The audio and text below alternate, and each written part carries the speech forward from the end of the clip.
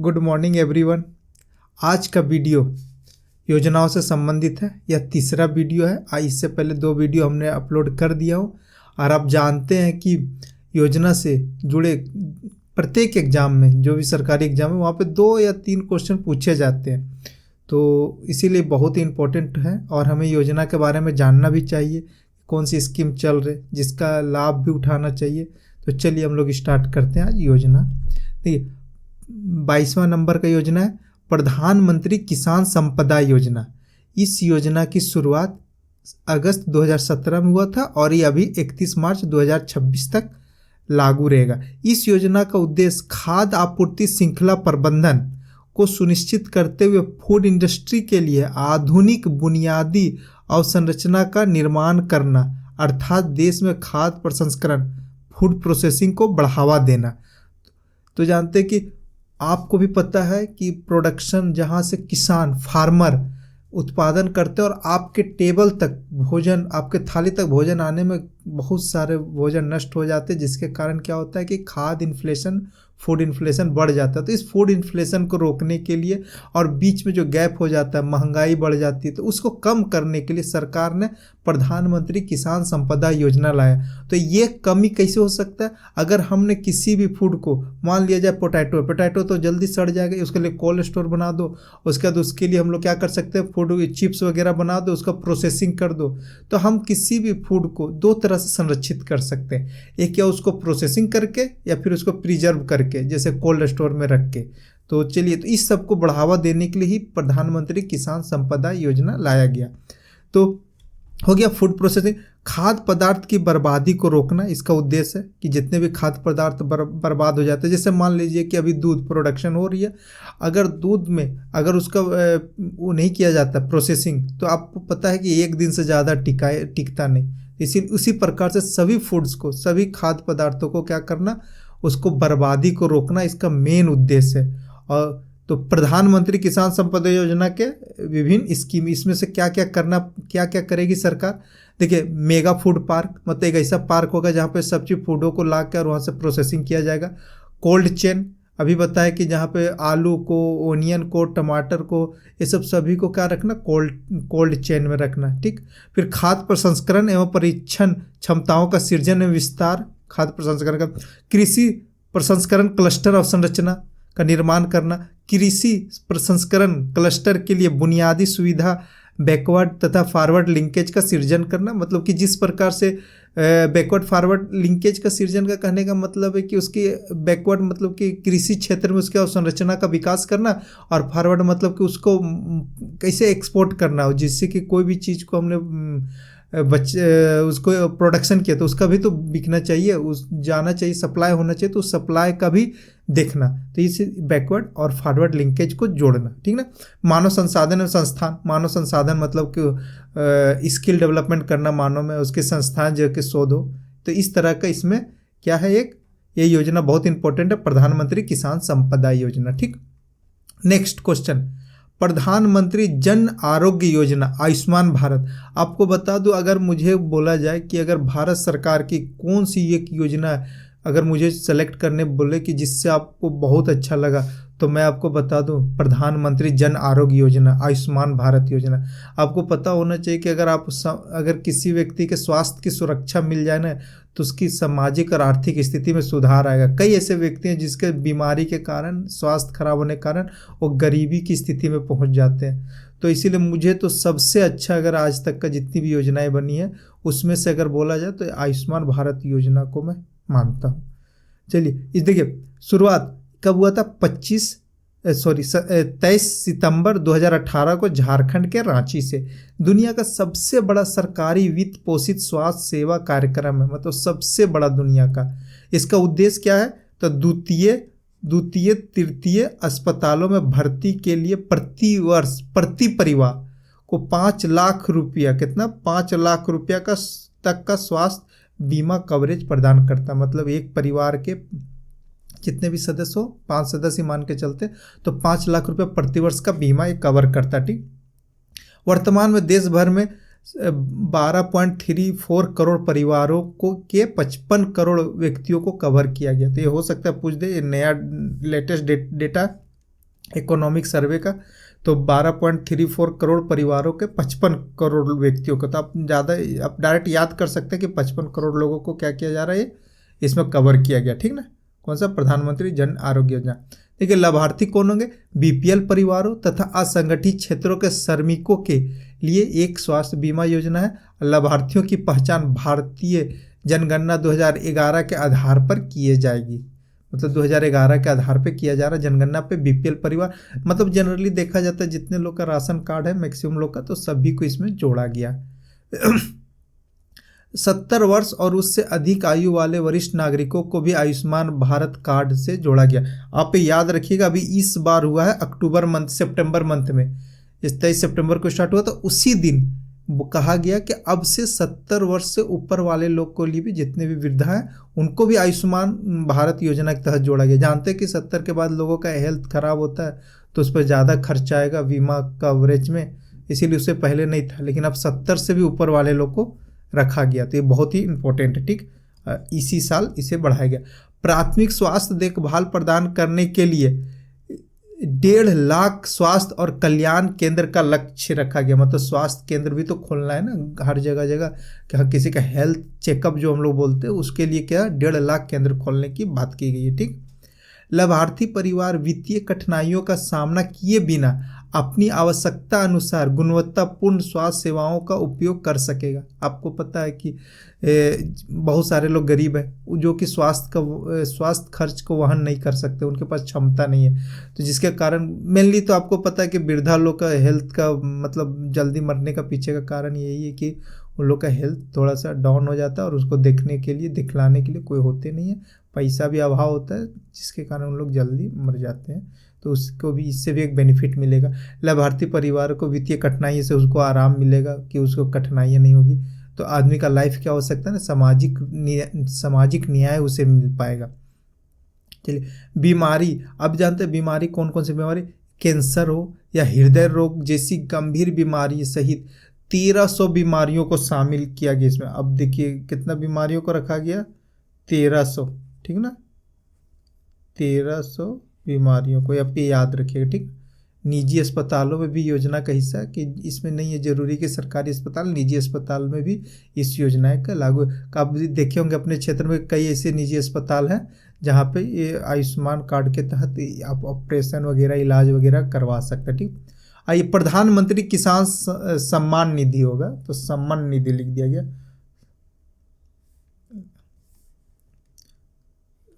सम्मान निधि, ठीक ना।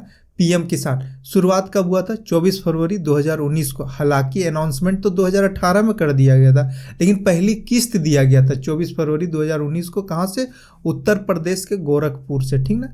इसका उद्देश्य क्या है, देश के सभी भूमि धारक पत्र किसानों के परिवारों को वित्तीय सहायता प्रदान करना। मतलब इस देश में जितने भी भूधारक हैं, जो भूमि धारक है मतलब उसके नाम से जमीन है, जो किसान वाला जमीन, तो उन सभी को क्या किया जाएगा, इसमें कुछ राशि दिया जाएगा, ठीक ना। विशेषता क्या, प्रतिवर्ष प्रत्येक 4 माह में 2000 रुपये की 3 समान किस्तों में 6000 तक की वित्तीय सहायता प्रदान करना।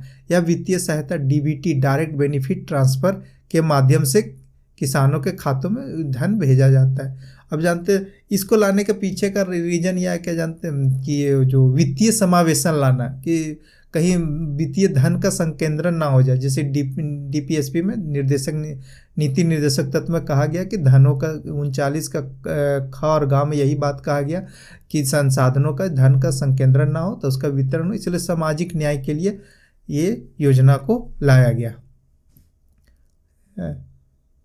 अब नेक्स्ट क्वेश्चन, पीएम किसान मानधन योजना, ठीक। तो इसकी शुरुआत कब की गई, 12 सितंबर 2019 को रांची से, ठीक। रांची का झारखंड का कैपिटल है। उद्देश्य क्या, 3 करोड़ लघु एवं सीमांत वृद्ध कृषकों हेतु एक वृद्धा पेंशन है। मतलब लघु और सीमांत किसान किसको कहते हैं, जिसके पास 2 हेक्टेयर से कम जमीन है उसको लघु, और सीमांत में 1 हेक्टेयर से कम, लघु 2 हेक्टेयर से कम।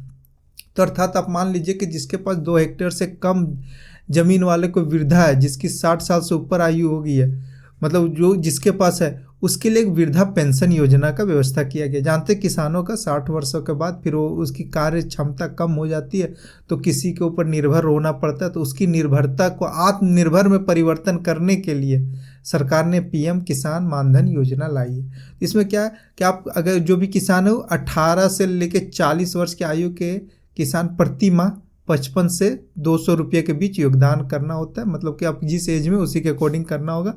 और 60 वर्ष पूरा होने के बाद 3000 प्रति माह पेंशन प्रदान की जाती है। फिर क्या आपको जो 60 साल हो जाएगा तो 3 माह जब तक आप जीवित हैं तब तक आपको 3000 प्रति माह पेंशन दिया जाएगा। चलिए आइए, राष्ट्रीय जल जीवन मिशन, ये भी बहुत फ्लैगशिप मिशन है केंद्र सरकार की। इसकी शुरुआत 15 अगस्त 2019 को हुआ था। उद्देश्य था कि कोई भी ना छूटे किसी जल से, हर घर नल का जल, नल जल का इसका टैग लाइन था। तो इसका लक्ष्य क्या था, 2024 तक प्रत्येक ग्रामीण घर में नल का जल आपूर्ति प्रदान करना, मतलब सभी को हम नल का जल देंगे, किसी को दूषित पानी नहीं पीना है, सबको नल का जल देंगे, चाहे वो बोरिंग करके दें या फिर सप्लाई करके दें, लेकिन आपको नल का जल मिलेगा। ठीक। और क्या कहा गया था कि 55 लीटर प्रति व्यक्ति जल की आपूर्ति करना, मतलब 55 लीटर प्रति व्यक्ति प्रतिदिन कितना जल का आपूर्ति का लक्ष्य रखा गया। लेकिन ये सब कागजी है, एक्चुअल में ये सफल नहीं हुआ है और ना ही सभी के पास ग्रामीण क्षेत्रों में जल, नल का जल पहुंचा है। हाँ हुए हैं, बट आप ये नहीं कह सकते कि 2024 तक में सबका यहाँ पहुंच गया। अभी शायद ही, मतलब कि बहुत कम ही पहुँचे, 50% लोग के पास ही पहुँचा होगा, क्योंकि हमारे ग्रामीण क्षेत्रों में देखा हूँ अधिकांश लोगों के पास अभी तक यह योजनाओं को लाभ नहीं प्राप्त हुआ। ठीक। वर्तमान में राष्ट्रीय 5वां राष्ट्रीय जल पुरस्कार 2023 प्रदान किया। एक राष्ट्रीय जल पुरस्कार भी प्रदान किया जाता है इस क्षेत्र में। तभी जानते हैं कि ये अवार्ड उड़ीसा ने जीता है। तो अब देखिएगा कि ये भी राष्ट्रीय जल पुरस्कार से भी क्वेश्चन पूछा जा सकता है। तो ये हो गया राष्ट्रीय जल जीवन मिशन। जानते हैं कि अधिकांश बीमारियां जल के कारण भी, दूषित जल पीने से होता है, जैसे डायरिया आप जानती हैं, प्लेग वगैरह, कई ऐसी बीमारियां जिनका कारण दूषित जल होते हैं। ठीक। तो पाचन शक्ति वगैरह कम हो जाना, तो उस सब में भी क्या होगा, अगर लोग नल का जल पिएंगे, साफ जल, तो उनको क्षमताएं बढ़ेगी, कार्यशैली में क्षमताएं में बढ़ोतरी होगी। आइए, प्रधानमंत्री स्वनिधि योजना, जिसे कहते हैं the prime minister street vendor Atmanirbhar Nidhi, PM Svanidhi, ये स्टार्ट किया था कोरोना के समय में। कब हुआ था शुरुआत, 1 जून 2020 को, और दिसंबर 2024 तक का रखा गया, अगले महीने तक का।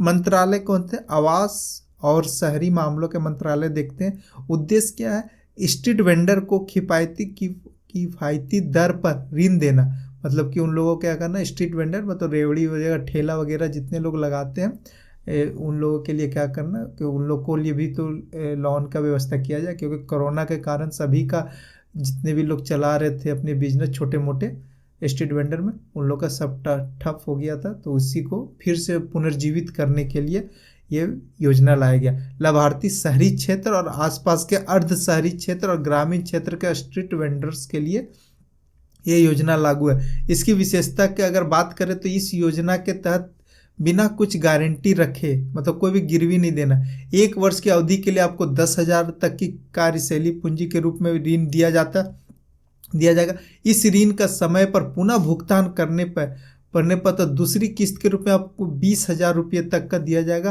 और फिर आप पुनः सही समय पर अपने लोन को अगर वापस कर देते ऋण को, तो फिर तीसरी किस्त के रूप में आपको 50,000 रुपये के प्रदान किया जाएगा। इस योजना के तहत प्रति वर्ष आपका जितने भी वो ब्याज दर होगा, तो 7% की दर से ब्याज सब्सिडी दी जाएगी, चाहे 11% हो, 10%, जो भी ब्याज लग रहा है बैंक में लेने के बाद, तो उसका 7% आप मान के चलिए कि आपका सब्सिडी सरकार पे कर देगी। तो ना प्रधानमंत्री विश्वकर्मा योजना, ये विश्वकर्मा, जबकि हम लोग भी जानते हैं कि 17 सितंबर को हम लोग विश्वकर्मा पूजा मनाते हैं, तो उसी दिन प्रधानमंत्री जी का भी बर्थडे है। तो अब 17 सितंबर 2023 को क्या कहा गया, प्रधानमंत्री विश्वकर्मा योजना की शुरुआत किया गया। और ये कब तक लागू रहेगा, 2027 तक। ठीक ना, 5 साल के लिए है। अब देखिए इसका उद्देश्य क्या है, अपने हाथों और औजारों से काम करने वाले कारीगरों और शिल्पकारों को संपूर्ण सहायता प्रदान करना। अब इस सहायता किस तरह का प्रदान करना है भाई, तो इसमें जानते हैं प्रदान करना क्या, आप उसके जो भी हथियार है वो नए टेक्नोलॉजी टाइप का हथियार दे दीजिए। और फिर उसका जो उनका स्किल है जो ट्रेडिशनल चल रहा है उसको थोड़ा मॉडलिंग कर देना चाहिए। जैसे मान लीजिए कि बड़ी हो, सोनार हो, लोहार हो, जितने भी लोग हैं उन लोग अपने परंपरागत रूप से काम कर रहे हैं, तो उनका सबसे पहले टेक्नोलॉजी दे दीजिए, लोहार को लोहा गलाने वाला। और दूसरी बात है टूल किट जिसको कहते हैं, और दूसरी बात है उनको ये सिखा दीजिए नया नया डिजाइन का, नए नए स्टाइल का बनाने का। तो ये सब चीज़ें किया जा सकता है शिल्पकारों के साथ। तो ये प्रधानमंत्री विश्वकर्मा योजना इसी के संदर्भ में लाया गया। तो लाभार्थी को ना ग्रामीण और शहरी दोनों क्षेत्र के कारीगरों को दिया जाएगा। विशेषता पीएम विश्वकर्मा प्रमाण पत्र दिया जाएगा आपको। ये सब देने के बाद स्किल प्रोवाइड कराने के बाद फिर आईडी कार्ड के माध्यम से भी मान्यता सुनिश्चित किया जाएगा। आईडी कार्ड भी दिया जाएगा, नहीं इसके पास क्या है, ये इसके पास स्किल है। इस योजना के तहत कारीगरों को 15,000 तक का टूल किट प्रोत्साहन और 3 लाख तक का ऋण समर्थन प्रदान करती है। इस योजना के तहत 5% वार्षिक ब्याज दर से ऋण दिया जाता है। तो आप समझ ही गए, 15,000 का टूल किट दे दिया जाएगा और 3 लाख रुपया अगर आप ऋण लेना चाहते हैं, क्योंकि आप खोलोगे तो दुकान वगैरह तो खोलना ही पड़ेगा, तो उसके लिए आपको चाहिए पैसा, तो 3 लाख रुपया ऋण ले लीजिए, लेकिन उसका 5% भी सब्सिडी ब्याज कौन गवर्नमेंट पे करेगी। इस योजना के अंतर्गत ये इम्पोर्टेंट है कि इस योजना के अंतर्गत 18 पारंपरिक व्यवसायों में लगे कारीगरों और शिल्पकारों के लिए, जैसे लोहार, सोनार, बढ़ई, नाव बनाने वाला, हथौड़ा, टूल किट निर्माता, ताला बनाने वाला आदि, ये सब इसमें सम्मिलित होते हैं। ठीक है, तो याद रखिए 17 सितंबर को 18 तरह के जितने भी कार्य करते हैं उनके लिए ये है। ठीक, प्रधानमंत्री जन विकास कार्यक्रम में विशेष रूप से अल्पसंख्यकों के क्षेत्रों के विकास से संबंधित कार्यक्रम है। विशेष करके मुसलमान क्षेत्रों में जहाँ पे इस्लाम रहते हैं उनके विकास के लिए लाया गया प्रधानमंत्री जन विकास कार्यक्रम। इस योजना का अवधि क्या है, 2021-22 से लेकर 2025-26 तक का। ठीक ना, 22 में पुनः संशोधन किया गया, फिर से संशोधन किया गया। इसके तहत राज्य सरकार जो है वो उस क्षेत्रों को चिन्हित करेगा, चीन लिखे क्षेत्रों में संरचना परियोजना का प्रस्ताव कर सकेंगे। समझे कि हाँ ये क्षेत्र में कीजिए। लाभान्वित क्षेत्र कौन सा है, जहां अल्पसंख्यक आबादी उसे क्षेत्र की कुल आबादी के 25% से अधिक है और 15 किलोमीटर का परिधि। मान लिया कि कोई भी क्षेत्र को अगर अल्पसंख्यक क्षेत्र घोषित करना है ना, तो उस क्षेत्र को 15 मीटर का रेडियस बनाइए और वहाँ पे देखिए कि क्या 25% से अधिक अल्पसंख्यक है। अगर है तो उस क्षेत्र को प्रधानमंत्री जन विकास कार्यक्रम के तहत डेवलप किया जा सकता है। अल्पसंख्यकों के अंतर्गत मुस्लिम, ईसाई, बौद्ध, सिख, जैन, पारसी और समुदाय शामिल है। तो ये जानते हैं अल्पसंख्यक भारत में कितने हैं, 5 हैं। ठीक ना, तो 5 में से ये 6 है, सॉरी 5 बोल दे रहे, 6 है। समझे, भारत में अल्पसंख्यक कितना, 6 है। तो ये 6 अल्पसंख्यक समुदाय के लिए क्या किया जाता है, ये योजना बनाया गया कि उसके क्षेत्रों का विकास करना। ठीक है, प्रभावित होने वाले क्षेत्र, जिस क्षेत्र में यह योजना कार्यक्रम लगेगा तो वहाँ का लगभग 80% संसाधनों का उपयोग प्राथमिक वाले क्षेत्रों संबंधित परियोजनाओं के लिए किया जाएगा, जैसे शिक्षा, स्वास्थ्य, कौशल विकास, महिला केंद्रित परियोजनाएं, स्वच्छता और सौर ऊर्जा आदि इसमें शामिल है। तो इस सब चीज़ों में 80% खर्च किया जाएगा। नेक्स्ट क्वेश्चन, पीएम सूर्य घर मुफ्त बिजली योजना। तो ये योजना बहुत इंपॉर्टेंट योजना। आप जानते हैं कि हम लोग का जो बिजली प्रोडक्शन होता है वो कोल से होता है, और कोल एक क्या लिमिट सोर्स है, समझे, तो ये कभी ना कभी ख़त्म हो जाएगा।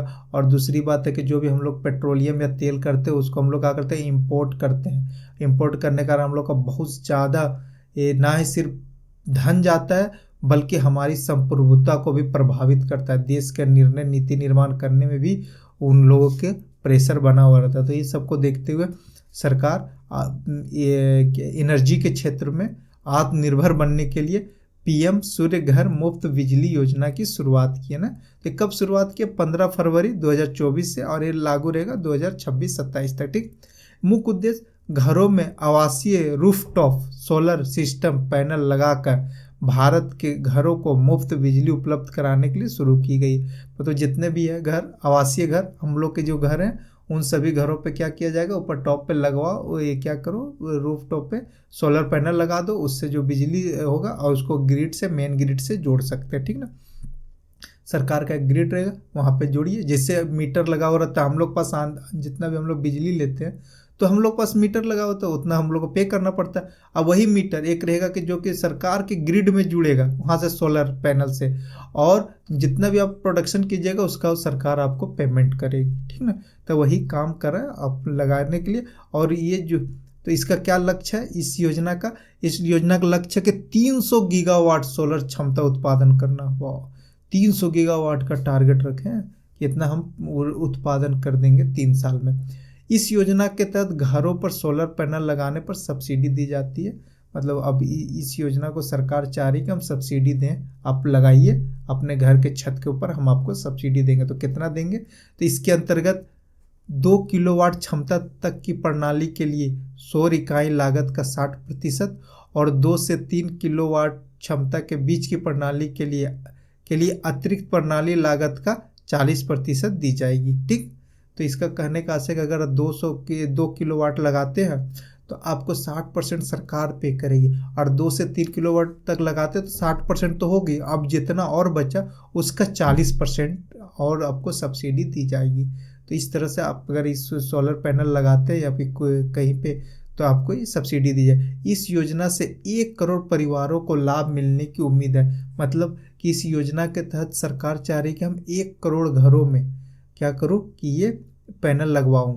तो इससे क्या होगा कि सारा फिर बिजली प्रोडक्शन होगा, और इस बिजली को, इसमें 1 करोड़ घरों को हम हर महीने 300 यूनिट तक मुफ्त बिजली उपलब्ध कराई जाएगी।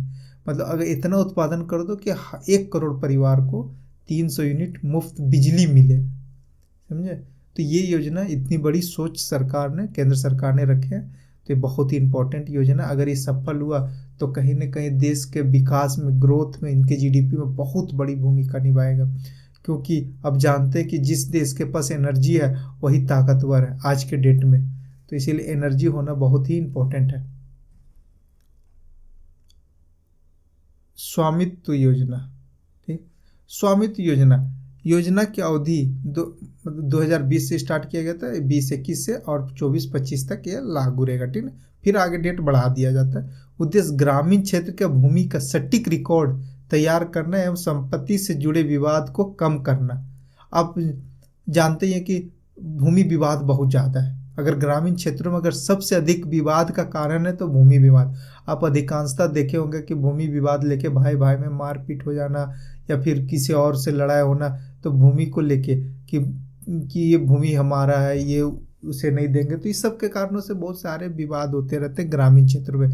तो सरकार इसी विवाद को हटाने के लिए, और साथ ही आप ये भी देखे होंगे कि बहुत सारे लोग को रिकॉर्ड ना होने के कारण लोग हड़प भी लेते हैं भूमि वगैरह, माफिया लोगों द्वारा। तो इस सब को रोकने के लिए सरकार क्या कर रही है? स्वामित्व योजना है। स्वामित्व योजना का मतलब है कि जो भूमि आपके नाम से, उसी को डिजिटल रूप से उसको क्या किया जाएगा? रिकॉर्ड किया जाएगा और रखा जाएगा। अगर किसी कारण से केस मुकदमा या फिर किसी तरह से कोर्ट में विवादित, मतलब भूमि को लेकर विवाद पहुंचता है, तो आसानी से उसे जजमेंट देने में कोई दिक्कत नहीं होगा। तो ये सबको भी ध्यान में रखते हुए यह योजना, स्वामित्व योजना का शुरुआत किया गया। और इससे एक और बेनिफिट होगा कि अगर कोई भी व्यक्ति, जैसे मान लीजिए अधिकांश लोग क्या करते हैं, जो भी पैसा करप्शन से कमाते हैं तो उसको से क्या करते हैं? लैंड खरीदते हैं, भूमि खरीदते हैं, ज़मीन खरीदते हैं। तो उससे यह भी पता चल जाएगा कि किस व्यक्ति ने कहाँ पे कितना ज़मीन खरीदा और उसके नाम से कितने ज़मीन है। तो ये करप्शन को भी रोकने में भी बहुत बड़ी भूमिका निभाएगा स्वामित्व योजना। तो ये सरकार की बहुत ब्रॉड है ये पॉलिसी, तो इसका बहुत इम्पोर्टेंट। चलिए, तो ये योजना किससे संबंधित है? भूमि को रिकॉर्ड बनाने में, रिकॉर्ड करने में, वित्तीय स्थायित्व सुनिश्चित करना। वित्तीय स्थायित्व, जैसे मान लीजिए अगर कोई भी वहाँ पे प्लानिंग बनाते हैं, जैसे डैम बनाना हो, सड़क बनाना हो, तो आसानी से पता चल जाएगा कि किनके नाम पे ज़मीन है और किन्ने पैसा देना है। तो इस तरह से स्थायित्व भी बन जाता है। संपत्ति कर का निर्धारण करना, जिससे अगर हमारे पास ज़्यादा ज़मीन है तो बस हमारा लैंड टैक्स देना पड़ेगा, तो संपत्ति कर का भी निर्धारण हो गया।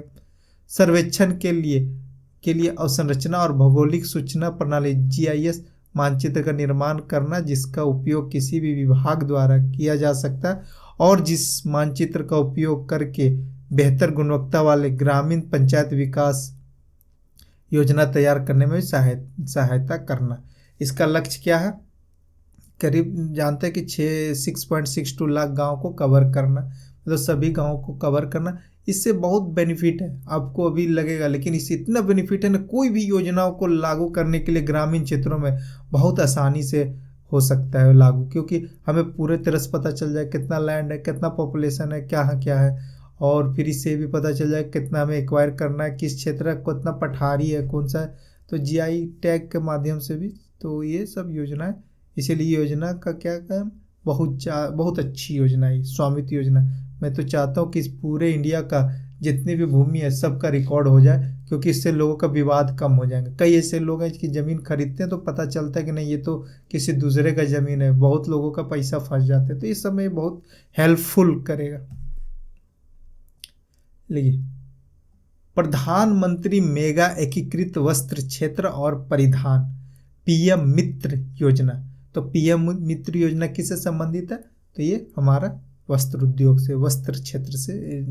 इस योजना का मुख्य उद्देश्य वस्त्र उद्योग को बढ़ावा देना, मतलब जो हमारा इंडस्ट्री है, कपड़ा इंडस्ट्री, उसको बढ़ावा देना। यह योजना कब स्टार्ट किया था, 2021 से शुरू किया गया था, और 2017 ना है 27 है, ठीक है, अब इसे 27 से 2028 तक चालू रहेगा ना। इसकी विशेषता, इस योजना के तहत कटाई, बुनाई, प्रोसेसिंग, रंगाई, छपाई, परिधान, निर्माण जैसे सभी प्रक्रियाओं को एक ही जगह पर किया जाएगा, जिसे पीएम मित्र पार्क के नाम से जाना जाएगा। मतलब कि एक जगह क्लस्टर बनाया जाएगा, हब बनाया जाएगा, कि वहीं पे सब काम होगा। आप कॉटन ले आओ, कॉटन वहाँ पे आप ट्रेनिंग भी ले सकते हैं, तो सब चीज़ एक ही जगह होगा।